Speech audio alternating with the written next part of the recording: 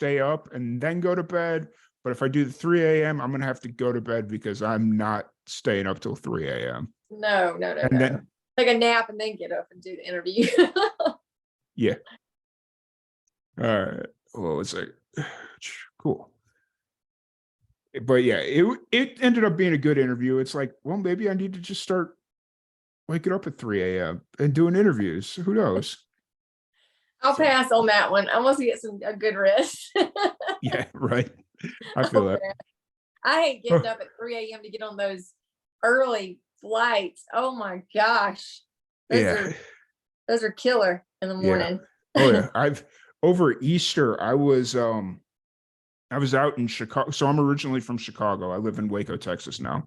But I'm originally from Chicago. I still got my sister and her family live in the suburbs. And my dad and his girlfriend / now the fiance, because my mom passed away a few years back. And so my dad's back in the dating game, so to speak. And so we were spending Easter with my sister, and obviously now we've got a whole new struggle because now we got to figure out things that we can do with her family versus my sister's and our family, so like we've got a whole new so you're spread out trying to figure it out. And so they flew back to Florida because my dad lives in South Florida now. And so they were going to fly back Sunday morning so that they can be with his fiance's family. And they're like, hey, Tom, do you want to take us to the airport in the morning? And I'm like, I guess. What time's your flight? Our flight's at 5 a.m. Oh. And I'm like, so what time do we need to leave here? Probably 3. Like 2 a.m. 2 a.m. 3. The flights out of where I, from my hometown, they're always like 5 a.m. to come to Nashville. So, oh my gosh, getting up at 3 a.m. is a killer. Yeah. But then you end up getting here like at 9 o'clock or something and just sleep half the day and you're good to go. Yeah.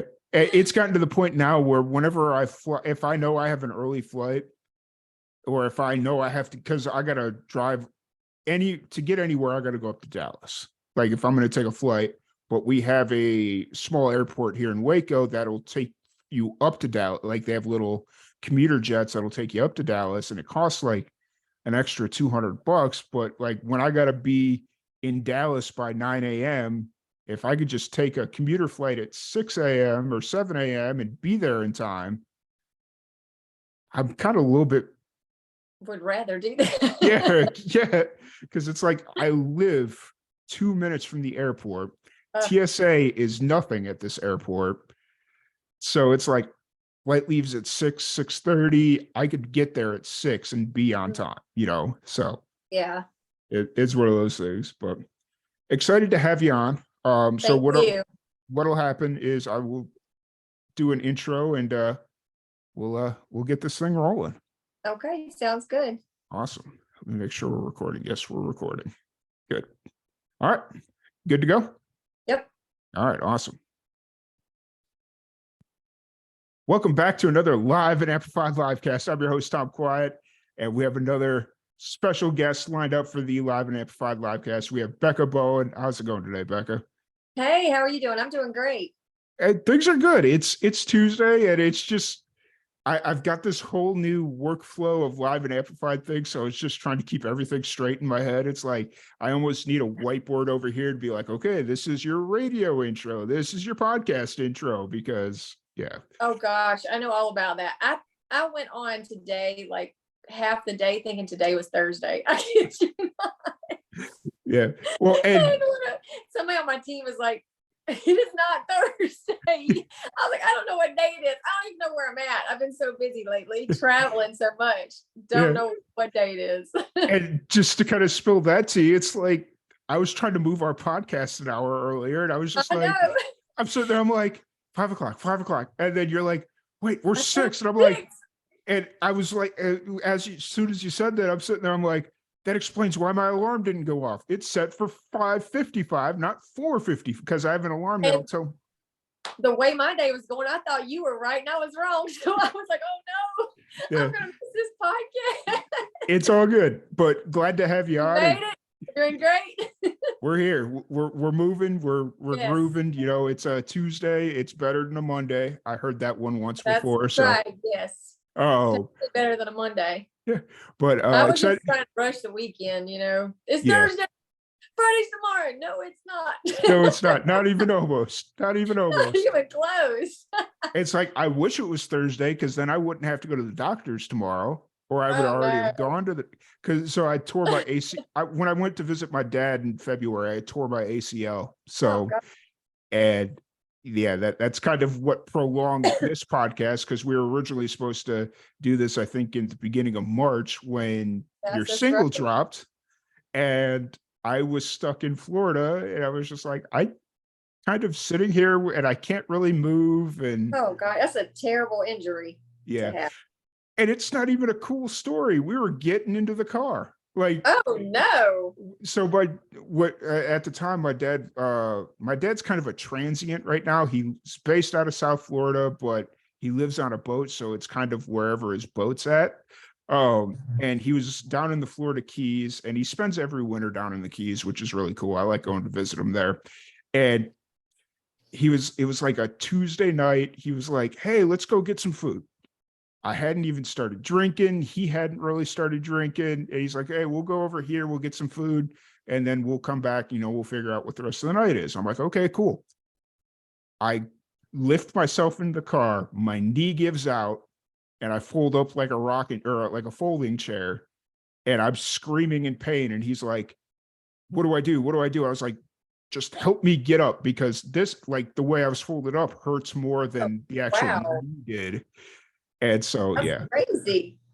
I And he thought was you were like, gonna say you were playing football or something. no, I wish I Or was. working out. I You're wish in I the was. car. Yeah. It's Gosh, not. that's terrible. And I'm sorry. and then he was like, okay, well, I guess we're going to the ER. I was like, the hell we're going to this ER because the ER we were going to was where my mom she got misdiagnosed when she had cancer. Gosh. They they didn't diagnose her correctly. And I was like, I'm not going to that ER. Are Going you to that serious? place. Yeah. No.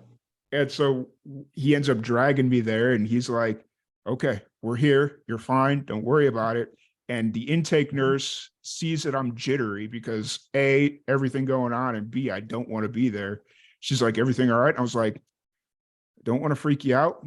I'm having a severe anxiety attack right now No. because last time we were at this place, you guys screwed up. And she's like, what do you mean? And I'm like, yeah. So Don't do it this time. yeah. So it was an interesting night, but excited to have you on the podcast. Excited to talk Thank about you. the new single and everything going on. You're in Nashville. Nashville's got to be. You guys are getting ready for CMA Fest, right? Isn't that coming up here Oh my soon? gosh. Yes. I'm actually today I was in meetings and stuff trying to get the dates together when I'll be there and where I'll be, because CMA Fest week is so just go, go, go. There's Yeah. so many performers, but it's an amazing time. I don't know if anybody out there have never been to CMA Fest. You need to come on out because Yeah. it's incredible. Like anybody that you could think of in the country genre is here singing. It's pretty amazing. Yeah. I was asking people because I was trying to find out a good time to come out this summer because I haven't been to Nashville since before the pandemic. And I was like, hey, when's like a good time to go out? Like during the summer, because every time I go, it's always cold. It's like Oh gosh, December. that cold gets me too. Like, Yeah. oh my gosh, it gets so cold. But actually, like right now, it's starting to warm up some. So it's nowhere near as bad as it was Yeah. a couple weeks ago. So we're getting into like May and June. It starts warming up and it feels great. But everybody was telling me, oh, come out during CMA Fest. And I'm like, that sounds fun, but I want to like not feel like I'm getting run around everywhere because CMA Definitely Fest. will. Yeah. You definitely will. I I'll want be to. there this year. I'm going to be actually working with Center Stage Magazine, doing interviews Nice. with them as well for other artists, which is pretty cool to be on the other side of the microphone. Yeah. And then I'll also will be there singing at different venues and stuff during the week. So I'm going to be one tired girl by the end Yeah. of the CMA Fest, because I'm doing two roles, singing and interviewing people. So it's going to be a little rough, but I'm so excited. It's just, I get to see behind the scenes as well with other artists. So it's going to be pretty cool. Nice. Have you done any like the interviewing and stuff like that before? I have, yeah. They actually had me at the CRS. Was it last month? I can't remember what month it is. Yes, last month. Yeah. And I was there interviewing like Ty Herndon and different people. Yeah. I mean, it was great. It was a great Oh. experience. It was so much fun and made a lot of friends, a lot of new friends. It's great. Ty Herndon's really cool. We had him on the podcast during the pandemic. That was a really really? cool. I love Ty. He is just absolutely the sweetest human being. I'm just telling you, oh my gosh, just so full of love and light. He's great. That's the one funny thing about our time during the pandemic. There's a lot of musicians that we had on that, because I wasn't in that deep in the Nashville scene at that point, so I didn't know who a lot of these musicians were. It was just like I was working with a PR person. They're like, "Oh, hey, I got this person that I'm working with. Would love to get them on." And so it's just kind of like, okay, I'll figure it out. And then we get there, and it's like, oh wait, So Ed Ty happened to be one of those people that came on, and it was really cool. Well, I ended up meeting him at CRS and doing an interview on him, and then like a month later, I ended up opening a show for him, so it was great. And then after that, I saw Shane Prophet there also at CRS, and then after that, I ended up opening up a show for him too. So, even being there, like I said, doing the interviews, it had opened doors for me too. So it's been great. Yeah, for sure. So you're originally from South Carolina. I am. It's my hometown. What was it like growing up in South Carolina? Oh gosh, I guess kind of like you can call me a Southern Belle, because my granddaddy, he had like a farm, and he grew watermelons and collards and butter beans, you name it. And I would go out there and just hang out with my grandpa, during the week, and we go fishing in our pond and stuff. It was so much fun.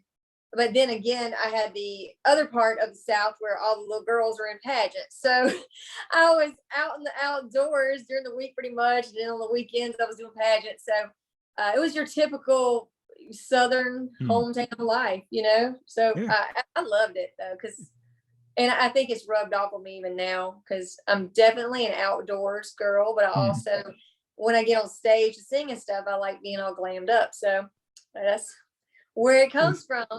For sure. That's awesome. That's you had your dinner on the table at 5 o'clock. It was just a simple life. It was great. I loved it. Yeah. Dinner at the table is 5. Like if I ate at 5 o'clock now, I'd be eating at 9, 10 o'clock later. It's like, I know, but it was like 5 o'clock. My mama had the food on the table. Y'all better be ready to eat. Yeah. Your daddy's coming through the door at 5. Let's go. Those were simpler. Like growing up, it was definitely like that, because it's like dad's home at 4:30, 5 o'clock. Dinner's going to be on the table.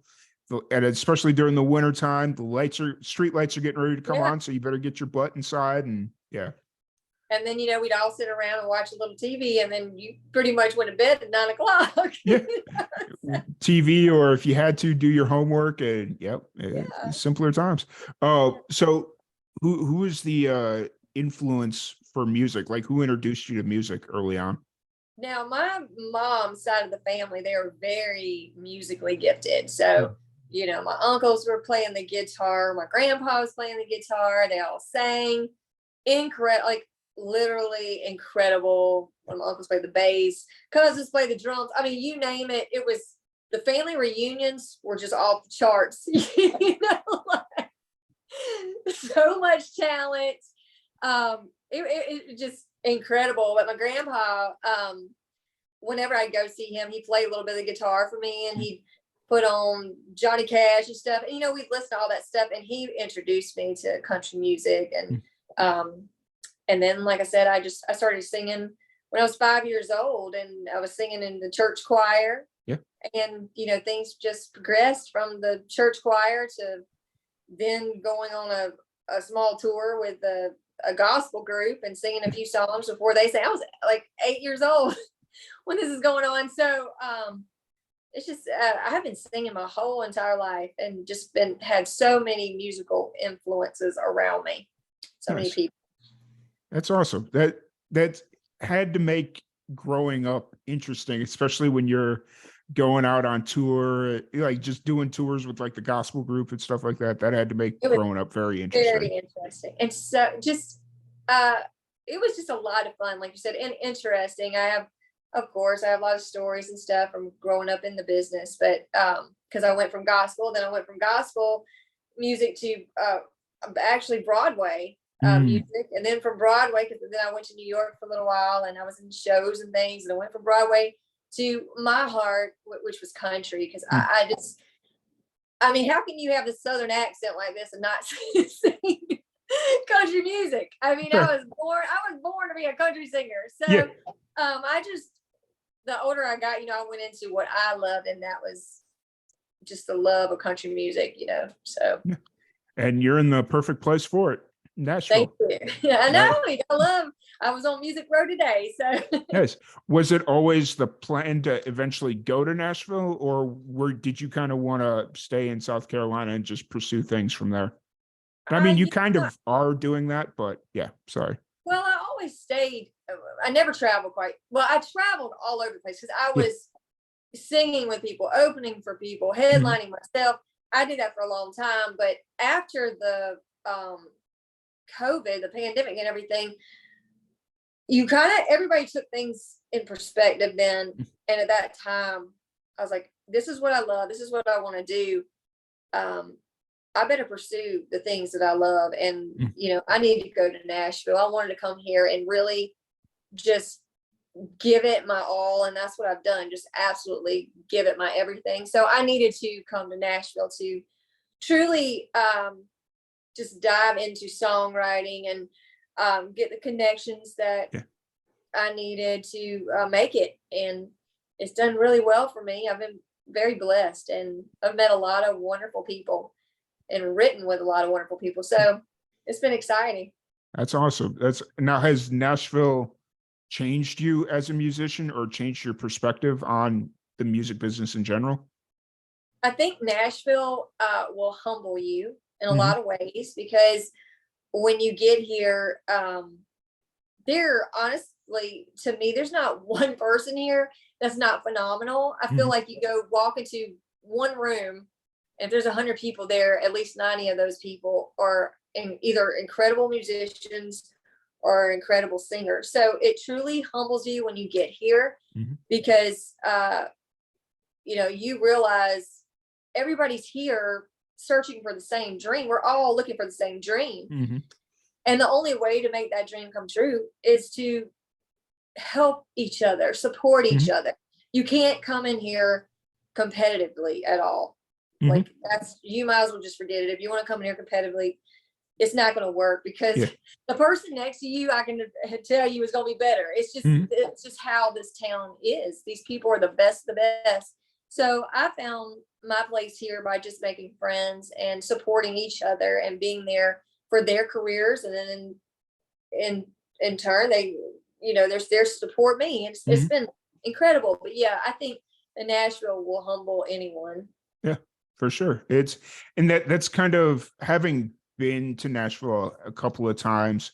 Actually, it's quite funny. The first time I went, it was in 28. I think it was like November 2018 was the first time I went to Nashville. And I had a PR agent reach out to me and was like, "Hey, I got a band. They're in Nashville right now." Because everybody always thinks I'm in Nashville. They're like, "You're in Nashville, right?" And it's like, no, you Oh, know, I'm not. But at the time I was living in Florida. So Nashville was a 7 hour trip. It wasn't like I was in wow. like North Florida. And I've so done that trip before, and it is brutal from yeah. Florida. Yeah. And so she was like, "Well, if you can get up here, I'll book this interview with them, and then I'll help you fill out the rest of the schedule so you could at least have like a full day of everything." And so she helped me book out an entire schedule of like interviews and a couple of other things we were doing at the time. And it was just like, I did not expect that. I thought it was going to be, all right, this interview, and then just start driving back because, that's what it was. So, Yeah, there's so many people here willing to do interviews and talk, because uh, we want to get our stories out there and let people know who we are. yeah, for sure. For sure. Nashville is a really cool town for that. And so you've been in Nashville now a couple of years at this point, or have you? I've been here about a little over 3 years now, Okay. going back and forth. Yeah. And is it getting easier or harder to leave Nashville to go back home? It's getting harder, of Yeah. course, because what's happened is I have, like my friend group here who are in the business, and we have so much in common for the music business. We can talk, they know what I'm going through because they're going through the same thing.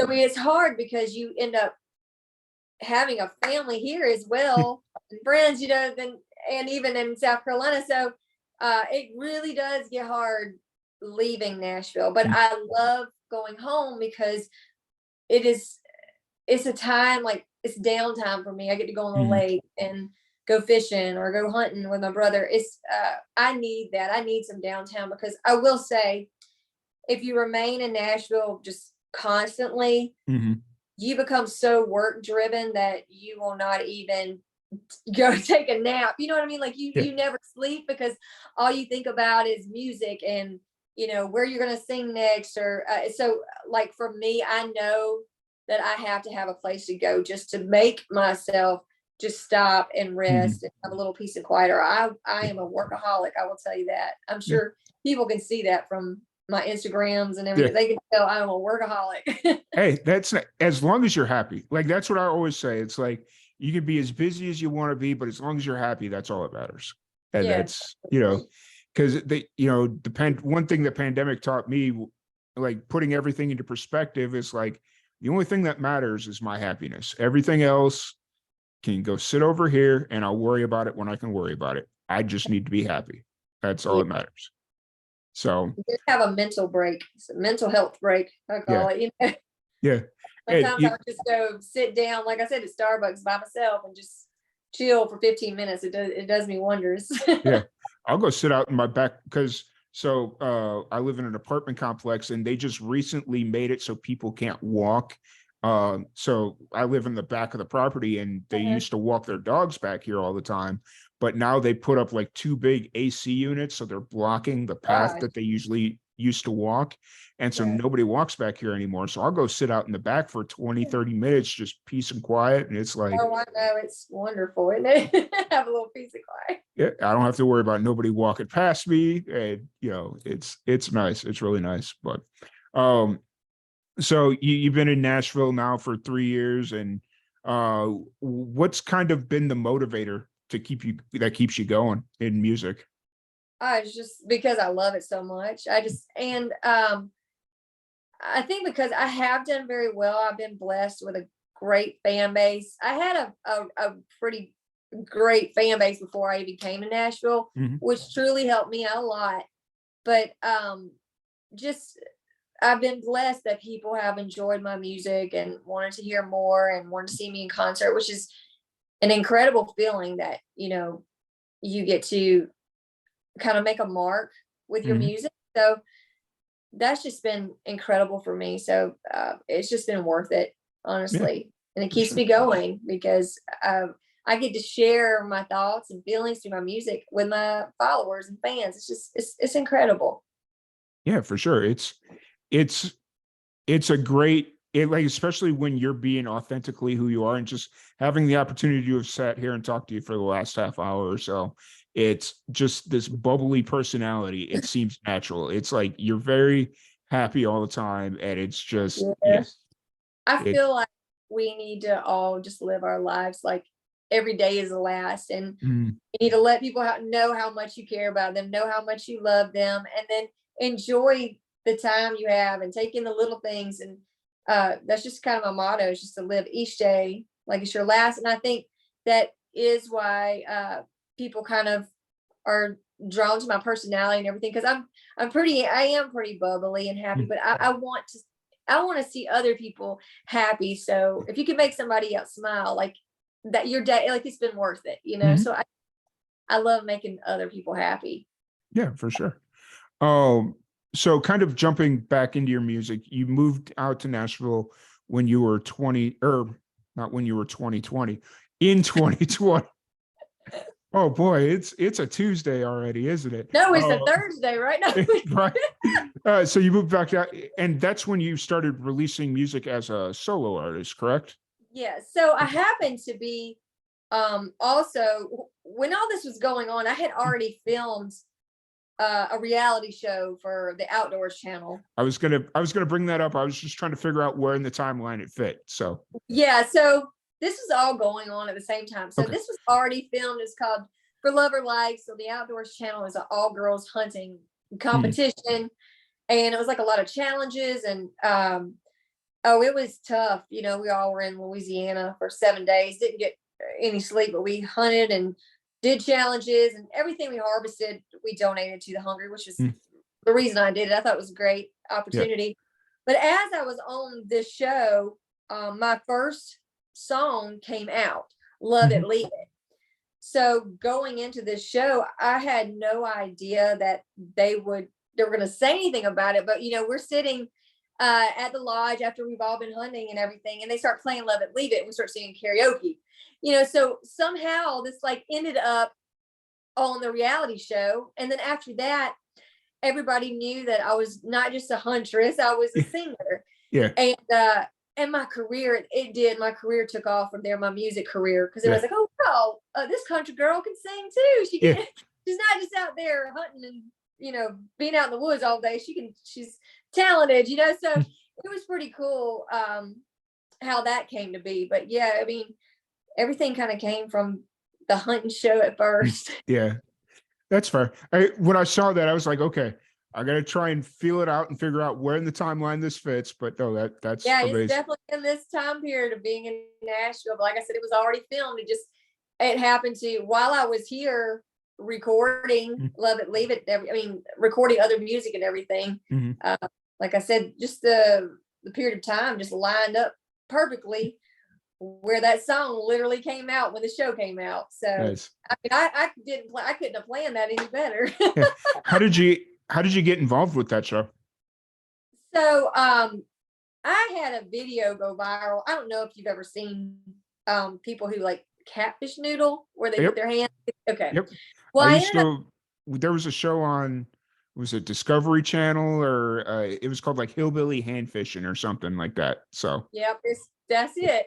yep. So this hillbilly ended up I noodled a little bit, but this time I ended up noodling a 45-pound catfish. So this thing was like absolutely huge. It was Mhm. literally almost as big as I am because I'm pretty short, but it was crazy. Wow. So after this video went viral, like literally within the next couple of days, the Outdoors channel contacted me through Instagram. It was crazy. I thought it was a joke. Yeah. I honestly thought it was a scam artist. But once I started like picking at them, give my information, and they sent me over a contract and stuff, I was like, wait, what? This is real? Yeah. So I ended up, that's how I got on the Outdoors channel, is they literally saw a viral video of me noodling a catfish, and they contacted me, and literally within the next month, I'm on a plane to Louisiana, Nice. sit in the lodge Yeah. on a That's show. that's awesome.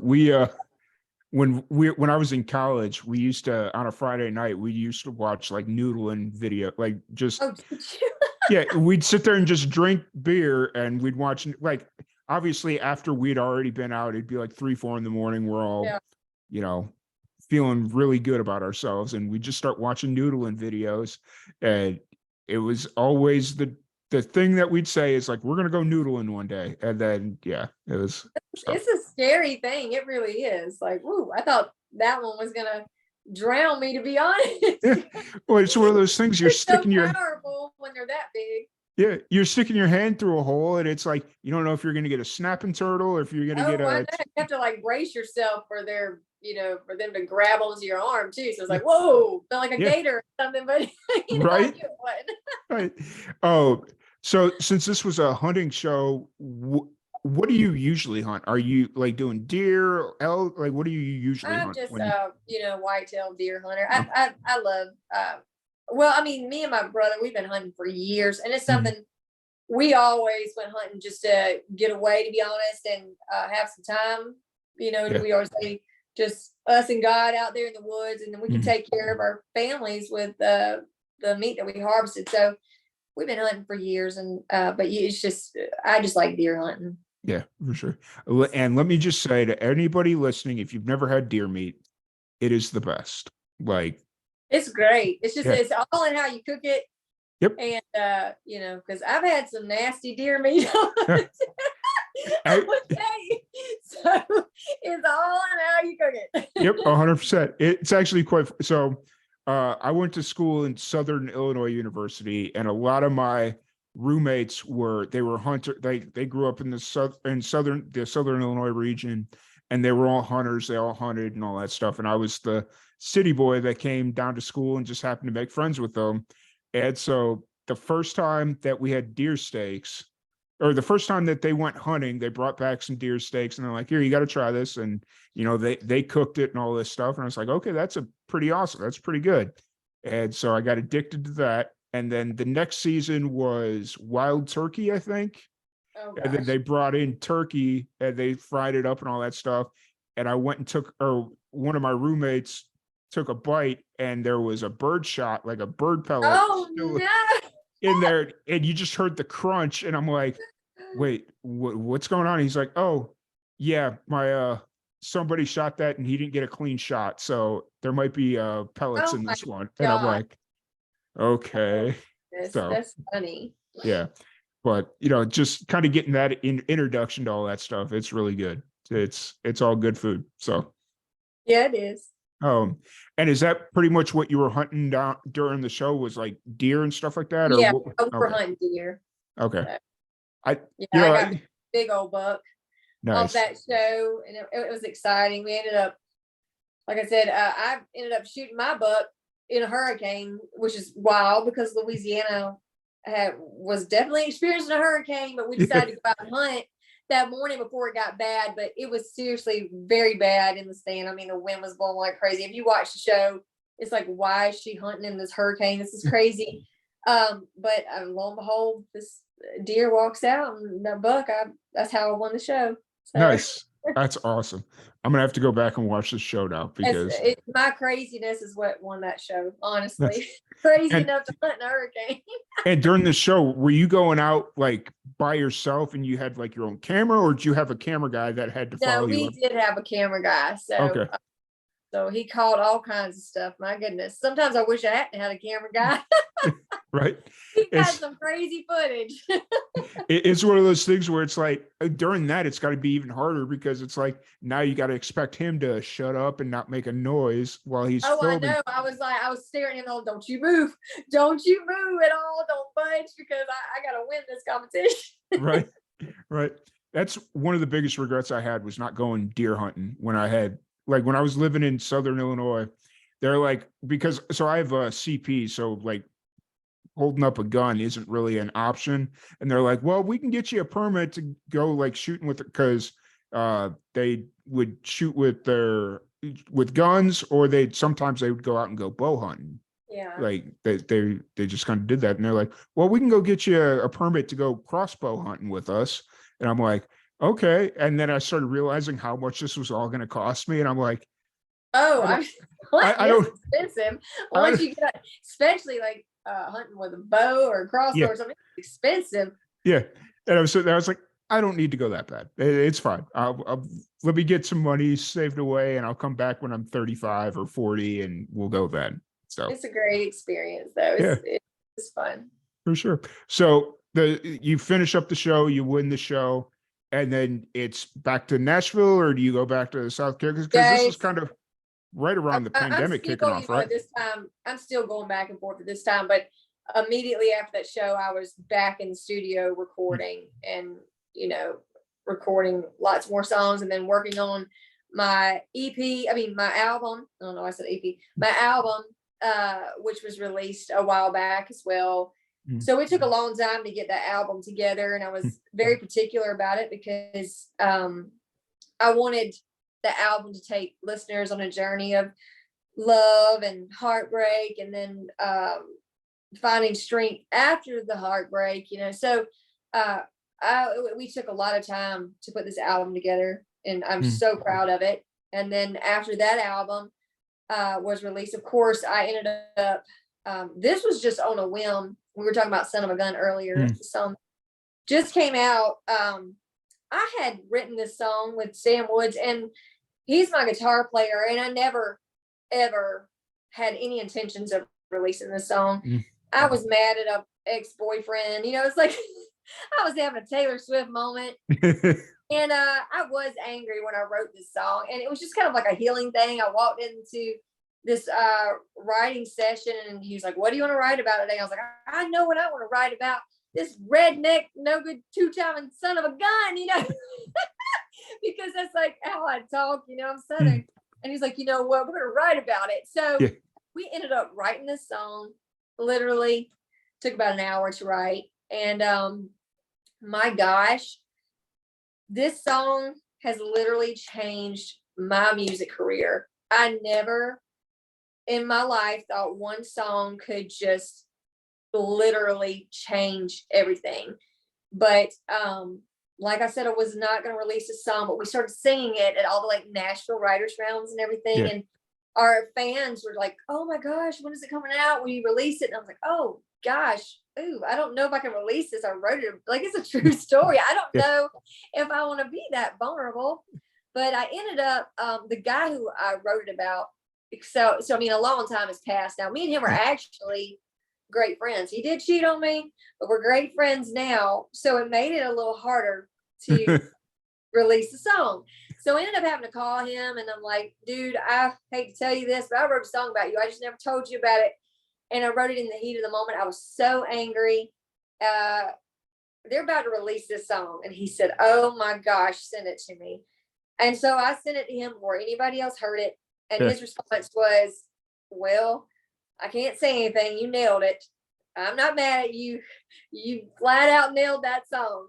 And so, so it got released, and People Magazine ended up picking up the story because it was a crazy story about how I wrote this about the guy who cheated on me at while. I mean, I was singing the national anthem at a big festival, like July the 4th, something big festival that day. And he shows up with another girl, and he's sitting in the audience, and I honestly, God, I don't think he remembered that I was going to be there singing. And so I'm sitting there singing, and I see him. I was like, "Oh my gosh, this guy is at my, like, hearing me sing with another girl. He's cheating on me while I'm singing." So this story has like intrigued everybody. Like, why in the world would some guy do that?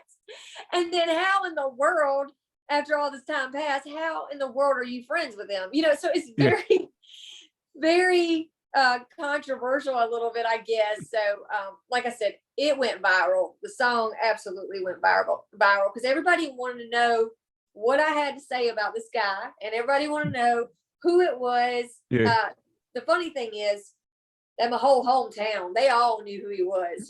So he was already like hometown famous, I'd say, but now he's like definitely famous everywhere.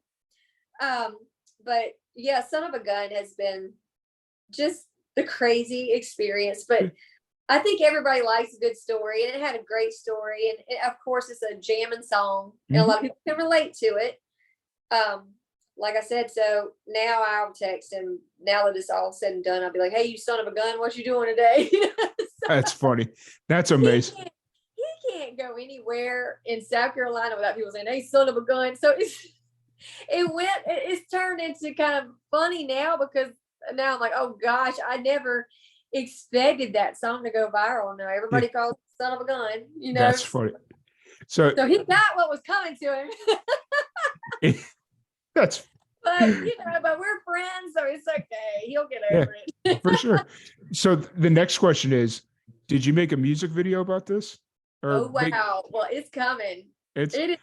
Please tell me you recreate the moment you saw him cheating, like that whole. Of course I did. So I went completely savage with this video. I'm not gonna lie.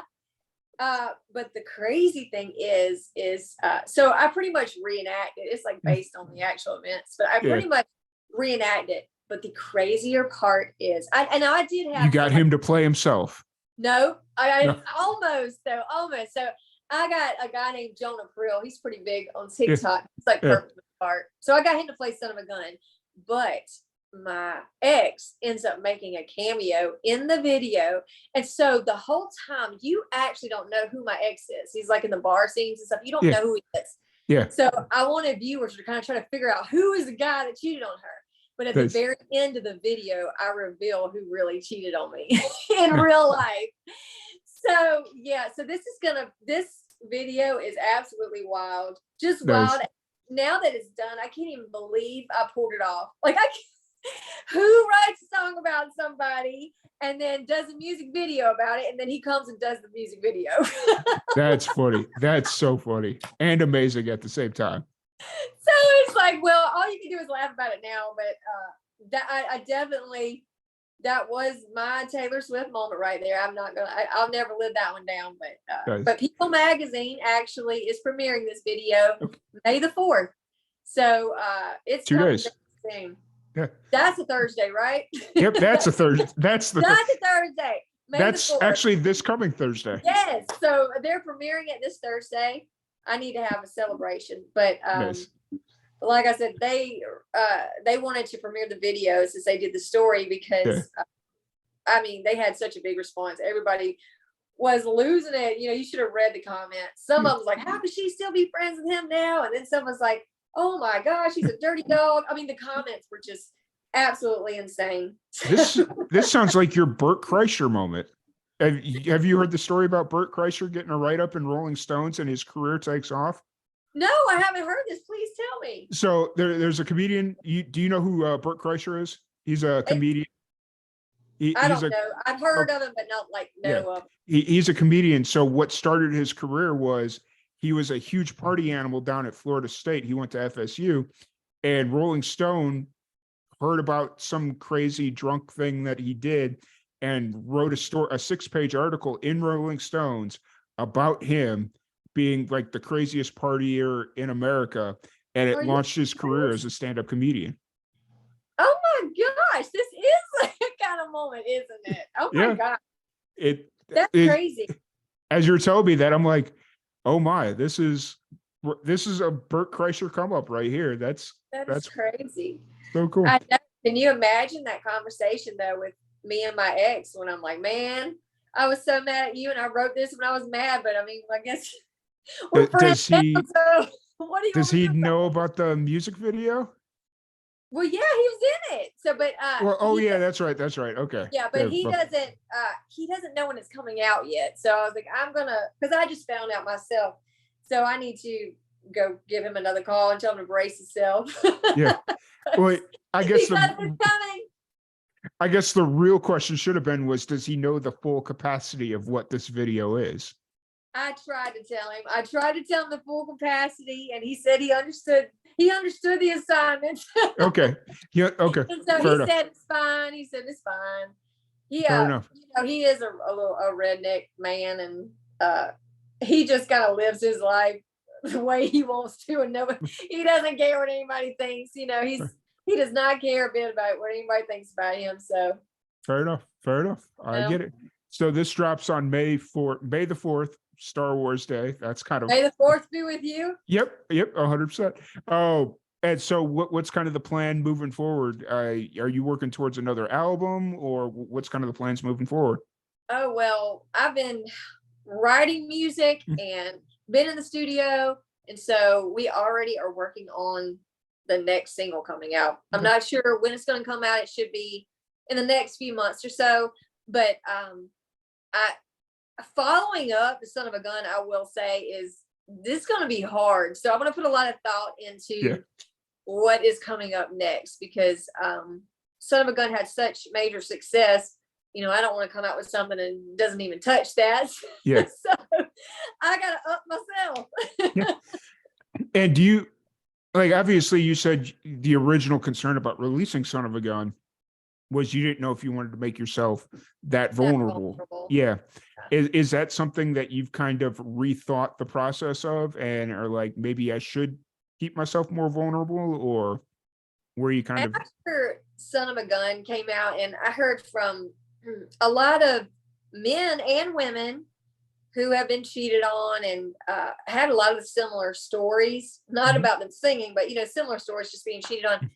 and them saying that it helped them to feel confident and, just heal a little bit from my story, that I could move on and forgive, not forget, but forgive. Yeah.